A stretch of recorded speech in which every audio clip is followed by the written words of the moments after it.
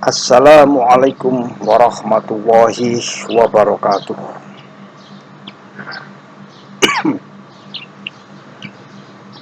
Hadir kembali bersama saya Saifuddin Tahir akan berbagi perihal aturan baru yang sekarang ini sedang diharapkan oleh para desainer kapal, para galangan kapal di seluruh dunia, yaitu namanya Harmonized Common Structural Rules atau Harmonized CSR.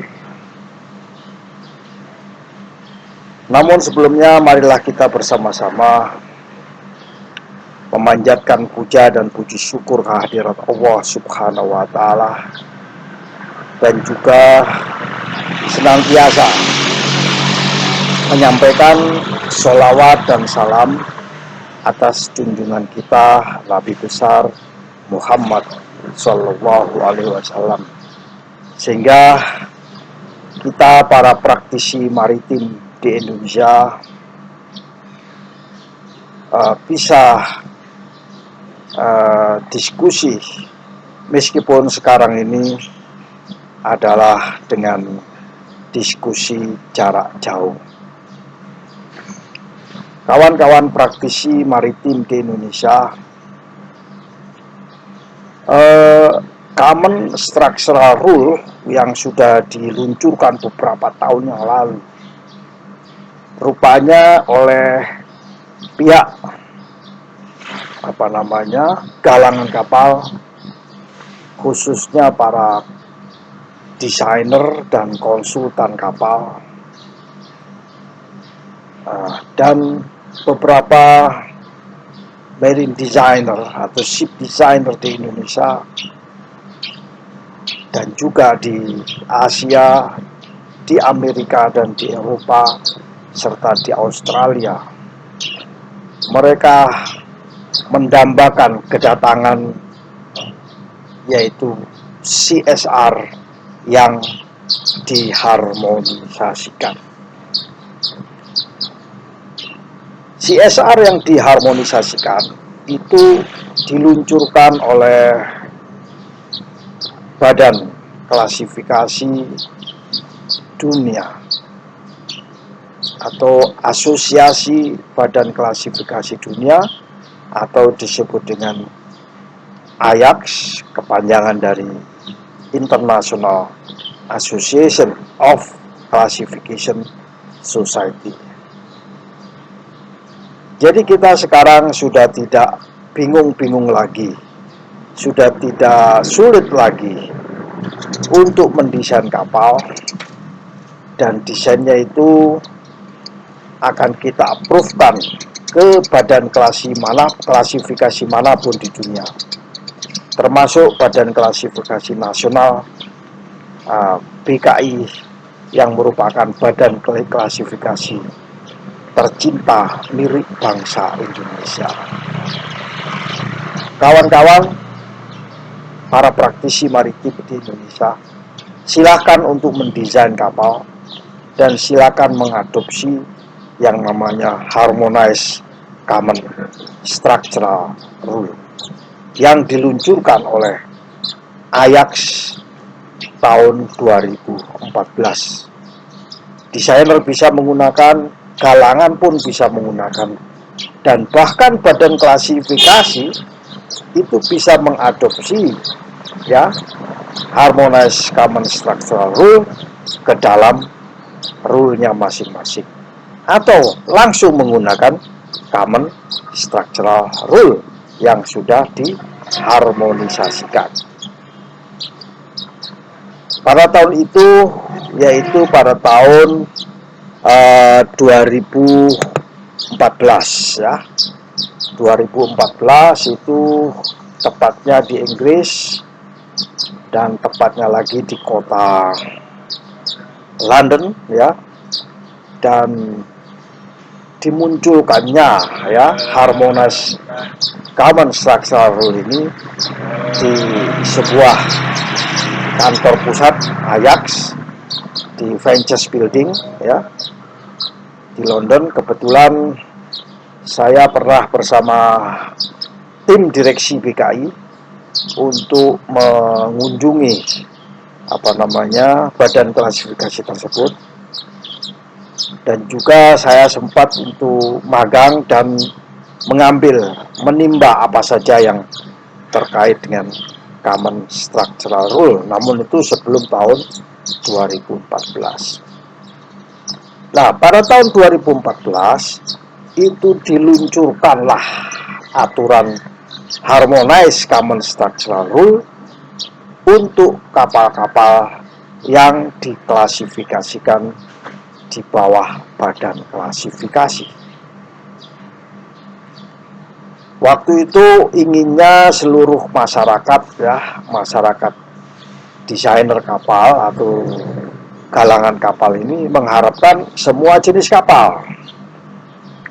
Namun karena Ajax membutuhkan suatu fokus dalam memberikan pelayanan kepada masyarakat desainer kapal dan masyarakat perkapalan atau galangan kapal, maka difokuskan pada tahun-tahun itu sebelum tahun 2014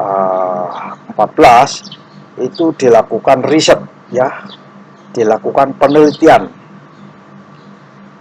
dan difokuskan kepada dua jenis kapal, yaitu kapal bulk carrier atau kapal curah, kapal jenis kapal curah, dan kapal oil tanker, yaitu kapal yang mengangkut minyak, termasuk diantaranya adalah kapal chemical tanker. Kawan-kawan semua, jadi tetap kita harus menerima, karena ini upaya kesuksesan Ajax dalam menelorkan atau menyusun dan mempublikasikan yang namanya rule, Common Structural Rule, yaitu wabil khusus lagi, yaitu Harmonized Common Structural Rule.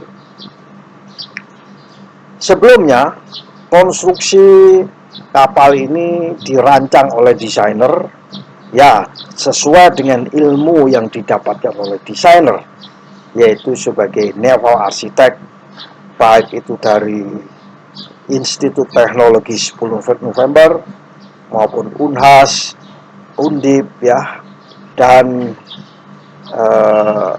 yang lain-lain tidak bisa kita sebut satu persatu, termasuk dari Singapura, termasuk dari Jepang, Korea, China kemudian Australia, dan beberapa desain lain di Asia, juga ada di Jerman misalnya di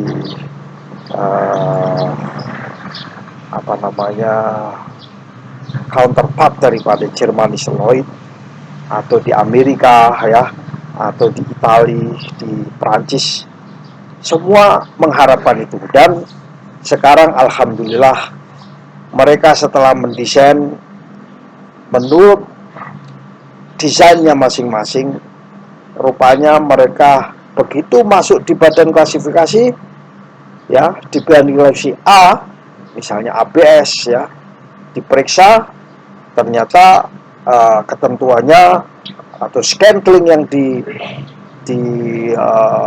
dimasukkan tidak tepat, atau tepat tapi toleransinya yang kadang-kadang jauh, kadang-kadang dekat. Begitu juga masuk di badan klasifikasi B, taruh kata Bureau Veritas, berbeda lagi, dan Lloyd Register berbeda lagi. Dan mungkin di Biro Klasifikasi Indonesia juga berbeda lagi. Sehingga masyarakat desainer kapal ini dan galangan kapal membutuhkan satu rule yang single, satu rule yang single, namanya Rule Harmonized Common Structural Rule. Dan alhamdulillah setelah riset tersebut akhirnya berhasil tersusun Common Structural Rule. Jadi mereka tidak harus mendesain dan menyesuaikan dengan rule masing-masing, tetapi mendesain apa adanya dan refernya kepada Common Structural Rule yang ingat yang sudah diharmonisasikan pada tahun 2014. Dan oleh karena itu ya, awal mula daripada dibentuknya Harmonized Common Structural Rule ini waktu itu adalah karena permintaan pasar dari, kalau tidak salah, dari beberapa desainer di Inggris, di London, kemudian di Jerman, dan yang banyak desainer dari Korea, China, dan Jepang ya. Begitu juga ada desainer dari Singapura ya. Waktu itu dengan adanya desakan yang cukup mendalam ya, sebelum tahun 2014 itu AYAK menyusun 2 tim ya. Tim pertama adalah tim yang membuat fokus kepada kapal bulk carrier, dan tim yang kedua fokus kepada kapal oil tanker.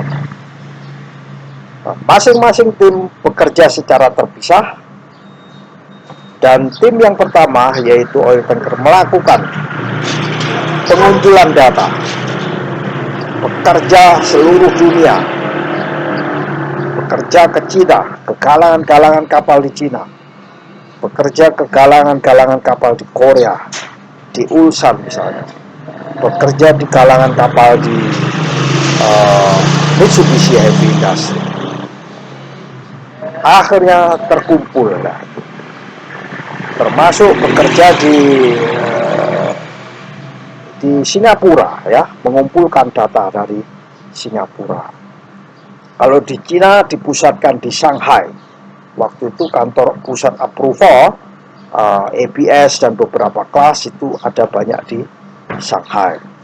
Kalau di NVGL itu ada dewan risetnya ada di Singapura ya, itu di Singapura. Dan setelah terkumpul data ini, selanjutnya dibuat satu metode, namanya metode statistik ya, metode statistik. Jadi variabel-variabel yang didapat kemudian dibuat statistik, dan akhirnya alhamdulillah tim A dan tim B atau tim 1 dan 2 ini bisa memodelkan ya, memodelkan yang namanya skenario desain kapal. Kalau kapal dibebani bervariabel beban yang ada di dek, beban di palkah, beban di cargo hold, beban di skat ya, beban-beban yang ada di lambung, beban karena thrust block daripada engine. Nah, perlu diingat bahwa Common Structural Rule ini hanya bisa dipakai untuk kapal yang mesinnya ada di belakang cargo hold ya, di belakang sekat cargo hold yang paling belakang.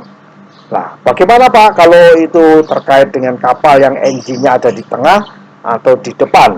Nah, ini CSR ini tidak bisa digunakan. Nanti akan ada sesi tersendiri, sesi implementasi atau penerapan CSR di kapal. Nah, setelah membuat model, akhirnya model itu dibuat analisa dan dimasukkan di dalam modul Common Structural Rule dan diharmonisasikan kepada seluruh tim, dan tim A dan tim B ini tadi yang tadinya bekerja terpisah akhirnya menjadi satu, dan satu person di-compile lagi ya, rekonsiliasi, akhirnya menjadi perumusan dengan metode parametrik, ya, parametrik, dan parameter konstruksi, variabel konstruksi sudah disesuaikan semua dengan masing-masing kelas sehingga menjadi satu single kelompok parameter kapal, sehingga menjadilah yang namanya Common Structural Rule. Metode ini sebenarnya zaman saya masih kuliah di ITS itu sudah dikembangkan oleh Profesor Indrayana, ya, Profesor Yahya Indrayana, dan Dr. Tri Ahmadi, ya, beliau yang di Indonesia pertama kali menggunakan metode empiris dan statistik untuk menentukan ukuran utama kapal yang akan didesain. Keluarnya adalah ship dimension. Dari beberapa kapal ketemu ship dimension. Nah, ini dari beberapa ukuran daripada variabel-variabel kapal itu ketemulah namanya parameter yang akan dipakai di Common Structural Rule. So itulah akhirnya terbentuk namanya Common Structural Rule dan bisa dipakai oleh seluruh desainer yang ada di Indonesia, di dunia, bahkan seluruh badan klasifikasi yang ada di dunia, termasuk Biro Klasifikasi Indonesia.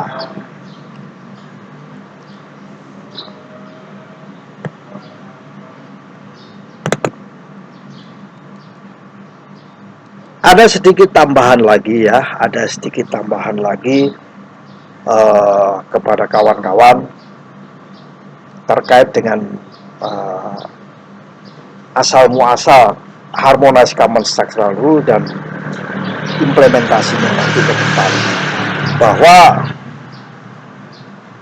kalau kapal-kapal itu didesain menurut aturan kaidah naval arsitek dan dikelaskan ke badan klasifikasi lain tertentu, misalnya, apakah masih bisa?